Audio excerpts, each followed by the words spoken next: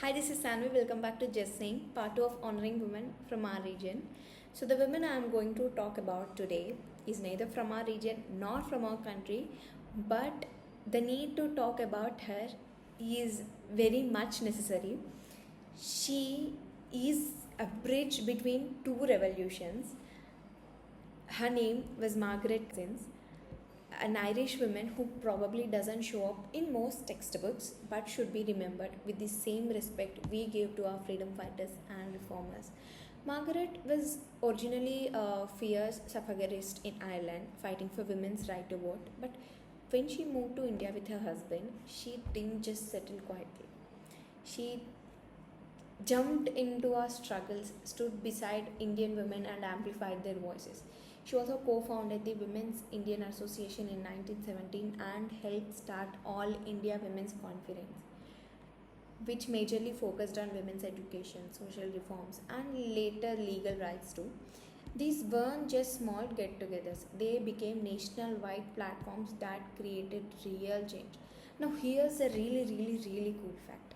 Our national anthem Janaganamana, when Tagore ji first sang it at a college in Madanpalli, it was Margaret Cousins who sat with him and transcribed it into Western musical notations, making sure it could be performed and preserved accurately.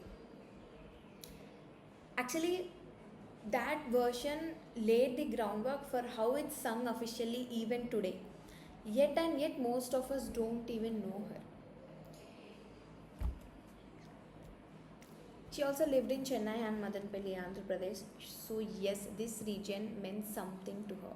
But maybe the most powerful thing she did was mentor women like Dr. Muthulakshmi Reddy, who was India's first women legislator, who also fought against the Devadasi system and whom we will be going to talk about in later videos. And Kamala Devi Chattopadhyay, the reason we even have things like Crafts Council and support for local artisans today, a big thanks to her. All these women were bold and brilliant and way ahead of their time, and Margaret Cousin helped that light spark in them. So yes, Margaret may not have been Indian by birth, but she was Indian by heart and action.